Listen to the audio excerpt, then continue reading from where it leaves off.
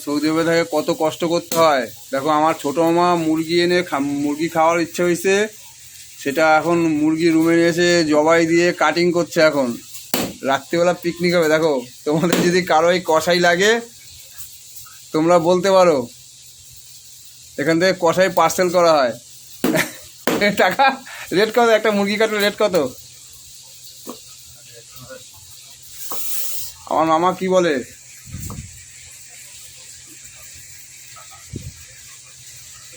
রাত্রে আজকে মুরগির মাংস হবে, তাই বিকালবেলা মার্কেট থেকে মুরগি কেটে নিয়ে আসছে, মুরগি নিয়ে আসছে, গোটা মুরগি।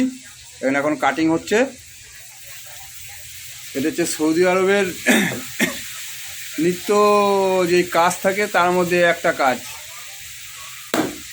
নিজের রান্না, নিজের খাওয়া দাওয়া সব কিছু নিজের সব কিছু করে নিতে হয়।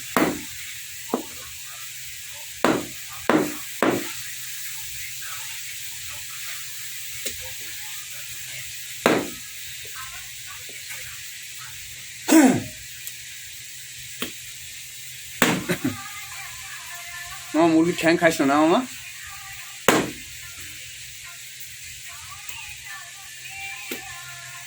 বড় মামা রান্না করতেছে আলু ভাজা, পেঁয়াজ দিয়ে আলু ভাজা। এই যে আমার বড় মামা।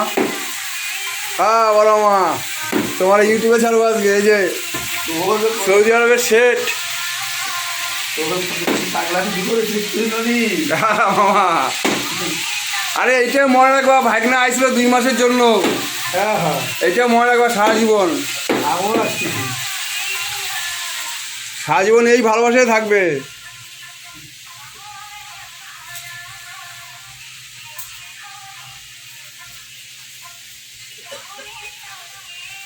আচ্ছা বন্ধুরা, ভিডিওটা বড় করবো না বেশি, রাখছি। হ্যাঁ, তোমাদের সবাইকে গুড নাইট, সবাই ভালো থেকো।